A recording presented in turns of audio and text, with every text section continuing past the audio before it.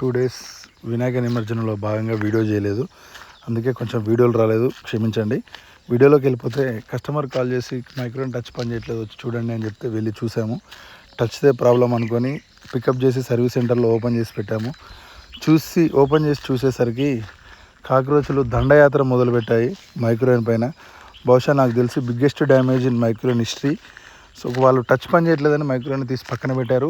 ఆ పక్కన పెట్టినప్పటి నుంచి మొత్తం కంప్లీట్గా కాక్రోచ్ లోపలికి వెళ్ళి అన్ని వైర్లు కట్ చేసి తినేసాయి. సో ఎలక్ట్రానిక్స్ ఏంటి అంటే మీకు ఒక చిన్న టిప్ ఏంటంటే, బేసిక్గా ఖరాబ్ అయితే రిపేర్ చేయించుకోవాలి, లేదంటే యూజ్ చేయడం పక్కన పెట్టాలి. కానీ కంప్లీట్గా మీరు దాన్ని వాడకుండా పక్కన పెట్టి రిపేర్ చేయకుండా పక్కన పెడితే ఎలక్ట్రానిక్స్ ప్రతిదీ డ్యామేజ్ అవుతుందండి.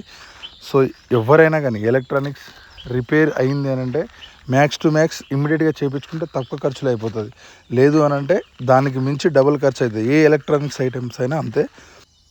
సో అది చిప్ లెవెల్లో ప్రాబ్లం మొదలైంది. సో ఇంకా మేబీ నాకు తెలిసి ఒక 2 డేస్ టైం పట్టొచ్చు అది రిపేర్ చేయడానికి. రిపేర్ చేశాక మీకు అప్డేట్ చేస్తాను. Thank you so much. Please subscribe. Thank you.